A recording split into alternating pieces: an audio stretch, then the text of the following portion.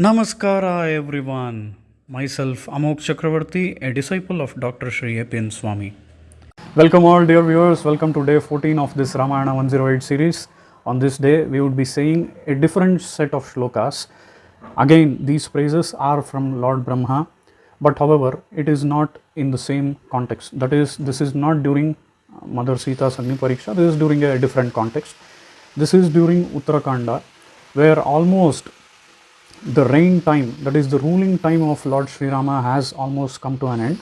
That is the time when Brahma passes down this message to Lord Rama. During this time, he quotes several shlokas which again shows the supremacy of Lord Sri Rama.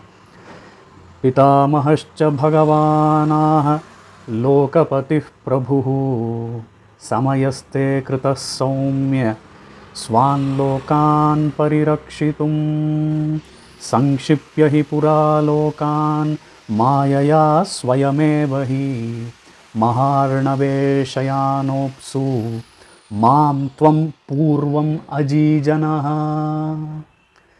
These are the set of two verses where Lord Brahma is praising Lord Sri Rama and again declaring that he is the supreme, and especially Samayaste Kritas Saumya. With this verse he is trying to say that the time has come for you to live back to your own world, which is his own world. It is Sri Vaikuntham, right? In that way, Lord Brahma says, it is almost time for you to end this avataram here as Lord Sri Rama. Who are you originally? You are Sriman Narayana, who resides in that Sri Vaikuntham. So, the time has come to go back to your own abode, says Lord Brahma here. Swan Lokan Parirakshitum, which means including Brahma Loka, to Parirakshitum, to protect all different lokas which are there. If you go back to that position as Sri Vaikunthanathan, then it will be very apt at this time, because you can go there and start protecting everyone in this creation from that place. Just how if one is at a top level, let's say on a hill or something like that, then he can view everything for a long distance and can have a constant vision of all those things. That's how you please go back to your own original top position. Then you can have a vision, you can have an eye on all your creation. Pitamahascha bhagavanah lokapatih prabhu.